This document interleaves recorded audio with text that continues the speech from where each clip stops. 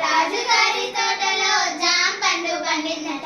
అవునాట కల్లారా చంద్రగిరి బామల్లారా, అవునాట కల్లారా చంద్రగిరి బామల్లారా. గొబ్బియలో గొబ్బియలో గొబ్బియల్లో చందమామ